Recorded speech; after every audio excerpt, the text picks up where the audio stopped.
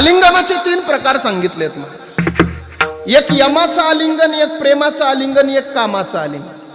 कामाचं आलिंगन पती पत्नीचं, यमाचं आलिंगन आपल्याला नको, कारण यमाने एकदा आलिंगन दिलं की मुक्काम पोस्ट ही तर नाहीच, डायरेक्ट यमपुरी. आपल्याला नको इथं यमाचं आलिंगन, आपल्याला प्रेमाचं आलिंगन पाहिजे, अत्यंत महत्वाचं. त्याच्यासाठी तुम्हाला एक उदाहरण सांगतो, ऐका. फार गोड उदाहरण आहे, अत्यंत महत्वाचं आहे. बऱ्याच नास्तिकवादी लोकांनी सुद्धा हे उदाहरण स्वीकारून आस्तिकवादी होण्याचा प्रयत्न केला. थोडं लक्ष द्या माझ्या. या मुंबई शहरामध्ये फार मोठे एक डॉक्टर होऊन गेले. त्या डॉक्टरांचं नाव आहे डॉक्टर नीतू मांडके. नीतू मांडके डॉक्टर म्हणजे हृदयरोग तज्ञ माणूस. बाळासाहेब ठाकरेंच्या हृदयावर ज्याने यशस्वी पद्धतीने शस्त्रक्रिया केली त्यांचं नाव आहे डॉक्टर नीतू मांडके. हृदयरोग तज्ञ माणूस होता. ज्या ज्या लोकांना हृदयरोग होत होता ती लोक मुंबईला जात होती, नीतू मांडकेकडे जाऊन बरे होऊन घरी येत होती. महाराष्ट्रामधून नाही तर परदेशातून लोक येऊ लागली, जगामधून लोक मांडके साहेबांकडे येऊ लागली. ज्यांना हृदयरोग होत होता ती माणसं मुंबईला येऊ लागली. मांडके साहेबांमुळे भारत देशाचं नाव उंचावर गेलं. हृदयरोग तज्ञ म्हणून फार मोठी ख्याती मिळवली. पण साहेबांचा एकच दुर्गुण होता, साहेबांचा कर्मावर विश्वास होता पण देवावर विश्वास नव्हता. डॉक्टर साहेबांना देव मान्य नव्हता. थोडं लक्ष द्या माझ्या बोलण्यावर. या भारत देशाचं नाव नीतू मांडके साहेबांमुळे फार उंच गेलंय, फार या भारत देशाचा स्वाभिमान आहेत ते. म्हणून दिल्ली सरकारनं त्यांना एक पत्र पाठवलं. त्या पत्रामध्ये लिहिलेलं होतं, साहेब आपल्यामुळे या भारत देशाचं नाव फार उंचावलेलं आहे. हृदयरोग तज्ञ आहात आपण. या दिल्ली सरकारनं आपला सत्कार करण्याचं योजिले आहे. आपला सत्कार निश्चित झालेला आहे. बरोबर उद्या सकाळी 10:30 वाजता यायचं आणि दिल्ली सरकार आपला सत्कार करणार. त्या सत्काराचं मानकरी व्हायचं. मांडके साहेबांना पत्र वाचलं. पत्र वाचल्याच्या नंतर डोळ्यातलं पाणी गालावर आलं. एवढा आनंद झाला, एवढा आनंद झाला. एवढ्या दिवस झाला मी चांगलं कर्म करतोय, त्या कर्माची पावती उद्या मला मिळणार आहे. एवढ्या वर्ष झालं मी चांगलं कर्म करतोय, त्या कर्माची पावती माझा सत्कार दिल्ली सरकार करून होणार आहे. एवढा आनंद झाला, एवढा आनंद झाला. उद्या सकाळी 10 वाजता दिल्लीला पोहोचायचं. म्हणून आज रात्री 9 वाजता मांडके साहेब विमानामध्ये बसले. पण ऐका ना, जसा मांडके साहेबाला देव मान्य नव्हता ना, तसा देवाला सुद्धा तो सत्कार मान्य नव्हता. मांडके साहेब विमानामध्ये बसले आणि विमान दिल्लीच्या दिशेने निघालं. पण त्या विमानामध्ये आपत्कालीन काहीतरी बिघाड झाला. ते विमान एका आपत्कालीन ठिकाणी लँडिंग करण्यात आलं. रात्रीची वेळ होती. एवढ्या रात्रीची वेळ होती.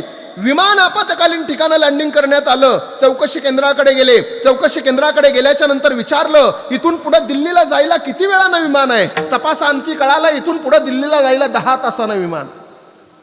मला तर सकाळी 10:30 वाजेपर्यंत पोहोचायचंय. माझा सत्कार आहे. एवढा दिवस झाला चांगलं कर्म केलंय मी, त्या कार्याची पावती मला उद्या मिळणार आहे. कोणत्याही परिस्थितीमध्ये मला निघावं लागेल. मांडके साहेब बुद्धिमान होते. एक भाड्याची गाडी बोलवली. भाड्याच्या गाडीमध्ये मांडके साहेब बसले. बसून त्या गाडीचा वेगवान दिशेने दिल्लीच्या दिशेने त्या गाडीचा प्रवास सुरू झाला. वाऱ्याच्या गतीने गाडी दिल्लीच्या दिशेने निघाली होती. परंतु जो सत्कार नियतीला मान्य नव्हता, देवाला मान्य नव्हता. ढगामध्ये कडकडाट झाला, विजा चमकू लागल्या, धोधो धोधो अशा पद्धतीचा पाऊस पडू लागला. त्या पडत्या पावसामध्ये सुद्धा वाऱ्याच्या गतीने दिल्लीच्या दिशेने गाडी होती. पुढे एक अरुंद पूल आला. नेमका त्या पुलावरून मांडके साहेबांचा रस्ता चुकला. 5 किलोमीटर, 10 किलोमीटर, 15 किलोमीटर, 100 किलोमीटर चुकीच्या रस्त्याने प्रवास झाला. आता पहाटचे 4 वाजले होते. लक्षात आलं की आपला रस्ता चुकलाय. ड्रायव्हरचा हात दाबला. दादा आपला रस्ता चुकलाय, गाडीला ब्रेक लावा. ड्रायव्हरनं रस्त्याच्या कडीला एक झोपडं पाहिलं आणि झोपड्यासमोर गाडीला ब्रेक लावला. गाडीला ब्रेक लागल्यावर मांडके साहेब गाडीमधून खाली उतरले. आता 2 तास आपल्याला सूर्योदय होईपर्यंत या झोपडीमध्ये राहण्याची व्यवस्था आहे का नाही पाहण्यासाठी त्या झोपडीच्या जवळ गेले. त्या झोपडीचा दरवाजा वाजवणार तेवढ्यात त्या दरवाजाच्या सांधीमधून आतमध्ये एक दृश्य पाहिलं. एक पाळणा बांधलेला होता. त्या पाळण्यामध्ये श्रीकृष्ण परमात्म्याची मूर्ती ठेवलेली होती आणि त्या पाळण्याला एक विधवा बाई झोका देत देत भजन करत होती. श्रीकृष्ण गोविंद हरे मुरारी, हे नाथ नारायण वासुदेवा, तिचं भजन चाललेलं होतं. मांडके साहेबाला ते मान्य नव्हतं, पण नाविलाज होता. 2 तास राहण्याची व्यवस्था करायची होती. त्या झोपडीचा दरवाजा नाविलाजानं वाजवला. त्या विधवा महिलेनं दरवाजा उघडला. मांडके साहेबांना सांगितलं, ताई आम्ही आलो मुंबईवरून, जायचंय आम्हाला दिल्लीला, परंतु आमचा रस्ता चुकलेला आहे. सूर्योदय होईपर्यंत 2 तास थांबण्याची वेळ मिळेल, तुझ्या तिथं जागा होईल, सोय होईल? त्या ताईनं सांगितलं, का नाही साहेब, या घराच्या आतमध्ये बसायला घोंगडी टाकली. मांडके साहेब घोंगडीवर बसले. त्या बाईनं एक पाण्याचा तांब्या भरून दिला. मांडके साहेबांना पाणी ग्रहण केलं. ती बाई म्हणते, काय हो साहेब, काय नाव आहे तुमचं, काय परिचय आहे तुमचा? मांडके साहेबांना परिचय सांगितला नाही, नाव स्वतःचं सांगितलं नाही. ताई 1-2 तास थांबायचंय, आराम करू दे मला. ताईनं सांगितलं, आराम करा साहेब तुम्ही, पण एक काम करा, तुम्हाला चहा टाकते तेवढा चहा घेऊन आराम करा. चुलीवर चहा टाकला. पण तिची किती एकनिष्ठता होती भजनाविषयी ऐका. चहा चुलीवरचा उकळेपर्यंत तिला असं वाटलं, चहा उकळेपर्यंत पुन्हा आपण देवाचं भजन करू. पुन्हा पाळण्या पुढे गेली, पुन्हा दोरी ओढायला लागली, पुन्हा भजन सुरू झालं. श्रीकृष्ण गोविंद हरे मुरारी, हे नाथ नारायण वासुदेवा. भजन 5 मिनिटं, 10 मिनिटं, 15 मिनिटं, 20 मिनिटं त्या भजनामध्ये रममान झाली. विसरून गेली कोणीतरी पाहुणा घरामध्ये आलाय, चुलीवर चहा ठेवलाय. अचानक लक्षात आलं की चुलीवर चहा आहे. धावत पळाली, उठली, पळाली, त्या चहाच्या समोर जाऊन उभा राहिली. पाहिलं तर संपूर्ण चहा जळून गेला होता. पुन्हा साहेबाकडे गेली. साहेब 2 मिनिटं मला वेळ द्या, दुसरा चहा टाकते. साहेबांना आता तिला 2 प्रश्न विचारले. साहेब म्हणले, ताई आता मी तुझा चहा तेव्हाच पिणार आहे जेव्हा तू माझ्या 2 प्रश्नाची उत्तर देशील. त्या ताईनं सांगितलं, साहेब तुमचं नाव तरी सांगा. मी माझं नाव तुला सांगणार, पण माझं उत्तर मिळालं की मी माझं नाव सांगतो तुला. अहो साहेब, तुमची आणि माझी ओळख नाही, तुम्ही आलात कुठून, चाललात कुठं मला माहित नाही, तुमचं कार्य काय मला माहित नाही, तुमचा परिचय माहित नाही, का प्रश्न विचारता? न राहून मांडके साहेबांना 2 प्रश्न विचारले. पहिला प्रश्न विचारला, का ग ताई, गेली अर्धा तास झालं मी पाहतोय त्या पाळण्यामध्ये कोण आहे? त्या ताईच्या डोळ्यातलं पाणी गालावर आलं आणि ताई म्हणते, साहेब त्या पाळण्यामध्ये माझा श्रीकृष्ण परमात्मा आहे. नीतू मांडकेनं दुसरा प्रश्न विचारला, का ग ताई, कशासाठी तू या देवाची भक्ती करते, कशासाठी तू त्या देवाचं भजन करते? या जगामध्ये देवच नाही, कशासाठी देवाचं भजन करते? आता मात्र त्या ताईच्या डोळ्यातलं पाणी गालावर आलं आणि ती ताई काय म्हणली माहितीये? ओ साहेब, फार सुंदर विचारला दुसरा प्रश्न तुम्ही साहेब. तुमची आणि माझी ओळख नाही, तुम्ही आलात कुठून, चालला कुठं मला माहित नाही, तुमचं कार्य काय मला माहित नाही, तुम्ही काम काय करता मला माहित नाही, तरी सुद्धा दुसरा प्रश्न तुम्ही विचारला, कशासाठी तू त्या देवाची भक्ती करते? तर ऐका ना साहेब, साहेब बघा ना, पुढे एक पलंग आहे, पलंग, त्या पलंगावरती माझं 5 वर्षाचं लेकरू आहे ओ साहेब, आणि त्या 5 वर्षाच्या लेकराला हृदय रोग झालाय. असं म्हणतात बुवा, मुंबईला फार मोठा डॉक्टर आहे नीतू मांडके, त्याच्याकडे जाण्यासाठी फार पैसे लागतात, पण ते पैसे माझ्याकडे नाही तो साहेब. मला माहितीये या देवाची भक्ती करत असताना हा देव असा एक खारदा माणूस माझ्याकडे पाठवल की तो माणूस मला घेऊन त्या नीतू मांडकेकडे जाईल. आता मात्र मांडके साहेबाच्या डोळ्यातलं पाणी गालावर आलं आणि मांडके साहेब काय म्हणले माहितीये? ए ताई, अगं ज्याच्याकडे पैसा आहे, ज्याच्याकडे गाडी आहे, ज्याच्याकडे बंगला आहे, ज्याच्याकडे माडी आहे, ती लोक मांडके साहेबाला भेटण्यासाठी मुंबईला येतात. पण ज्याच्याकडे एकनिष्ठतेची देवाची भक्ती आहे त्याला भेटण्यासाठी आज मुंबईवरून नीतू मांडके तुझ्या कुटियात हजर आहे. ज्यावेळेस मांडके साहेबाची तिची भेट झाली ना, त्यावेळेस तिने मांडके साहेबाचं दर्शन नाही घेतलं साहेब. पाळण्यामध्ये ठेवलेल्या कृष्ण परमात्म्याला धावत गेली त्या कृष्ण परमात्म्याजवळ आणि त्याला असं प्रेमानं कवटाळून आलिंगन दिलं. याला म्हणायचं प्रेमाचं आलिंगन.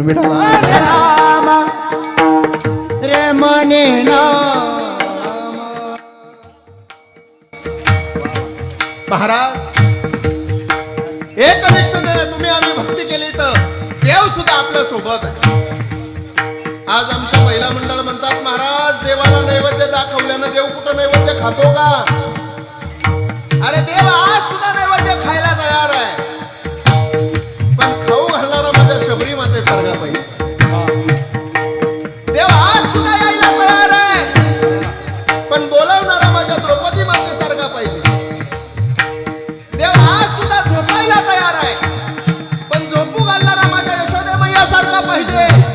आणि देव आज सुद्धा रडायला तयार आहे, पण प्रेम करणारा माझ्या नामदेव रायांसारखा पाहिजे.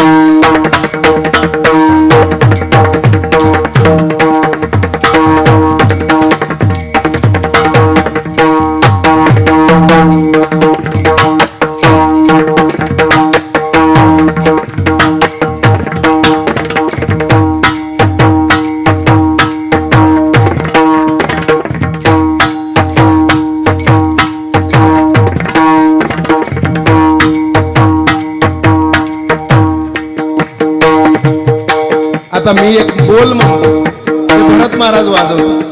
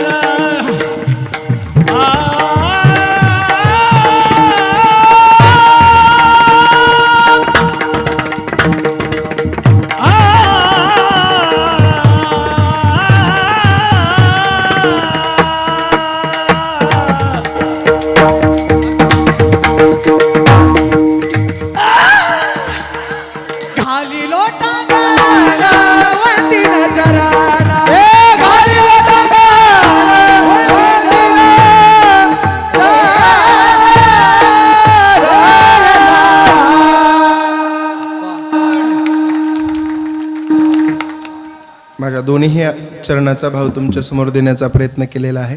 माझी वेळ संपलेली आहे. हे लहान लहान मुलं उभा आहेत, यांच्यासाठी टाळ्या वाजवा गड्या. गावातलेच आहेत का? हा? संस्थेतले संस्थेतले कोणत्या संस्थेतले बाळांनो? संतोष महाराज मिसाळ. वा वा वा वा, फार सुंदर. हा महाराज फार गोड. नाही तर महाराज आता हे असे पोर आहेत ना महाराज, पोरं लई चित्र असतात काय काय गावात. शाळा भरलेली होती आणि शाळेमध्ये 10वीच्या वर्गात धिंगाणा चालू होता पोरांचा. शिक्षक आले आणि म्हणले, ए पोरांनो, अरे वय वर्ष तुमचं 16वा, तुम्हाला काही कळतं का नाही?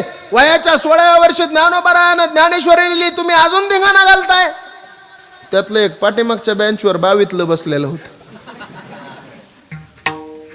ते म्हणलं, ओ सर, लय डोक्यात जाऊ नका सर. अहो वयाच्या 16व्या वर्षी ज्ञानोबा ज्ञानेश्वरी लिहिली होती, आम्हाला चांगलं माहिती आहे. पण त्याच ज्ञानोबा वयाच्या 22व्या वर्षी समाधी घेतली होती. तुम्हाला कधी जायचंय? लय पुढचे असते अवघड. एकानं मला कीर्तनाच्या अगोदर प्रश्न विचारला होता. काय म्हणला माहितीये का? कीर्तनाच्या ते काही काही जागेवर असं चहाला गेलोत ना महाराज, आम्ही लय वेळ थांबत, मी त्यामुळे थांबणंच सोडून दिलंय चहाच्या जागेवर. असा जाडच्या जाड पोरगा महाराज, धोतर धरलं माझं सुडीनाच. एक प्रश्न विचारायचा आहे म्हणला. म्हणलं विचार बाबा, जर उत्तर नाही आलं तुम्हाला तर तुम्ही मला 500 रुपये द्यायचे. मी म्हणलं जर मी विचारलेलंच तुला नाही आलं तर? तो म्हणला मी तुम्हाला 200 रुपये देणार. म्हणलं का तुला 200? मी बारीक आहे ना म्हणला. म्हणलं बर. त्यानं प्रश्न काय विचारला माहितीये का? तो म्हणला, महाराज सांगा म्हणे, चंदनाचं घेऊन पृथ्वीचं करून ताट, चंद्र सूर्याच्या केल्या वाती, आणि शंकराला ववाळायला जाते तेव्हा पार्वती कुठं उभा होती? आता मी सगळं उचकिलं महाराज, माझं मला कुठं सापडलं नाही. गपचूप खिशातले 500 रुपये काढले आणि त्याला दिले. म्हणलं आता माझा नंबर. म्हणलं एवढा सुंदर प्रश्न आहे, उत्तर मिळाल्यावर भांडवल तर होईल. त्याला मी तोच प्रश्न माघारी विचारला. म्हणलं सांग बाळा, पृथ्वीचं करून ताट, चंद्र सूर्याच्या केल्या वाती, आणि शंकराला ववाळायला जाते तेव्हा पार्वती कुठं उभा होती? तेव्हा म्हणला मला तरी कुठं माहिती. मी म्हणलं मग? म्हणला धरा 200. 300 म्हणजे माझ्याकडून 500 घेऊन मला 200 माघारी देऊन 300 आयते आणले महाराज. असे अवघड आहे. माझा वेळ संपलेला आहे, माझ्याकडे फक्त 5 मिनिटं शिल्लक आहे. थोडं लक्ष द्या माझ्याकडे.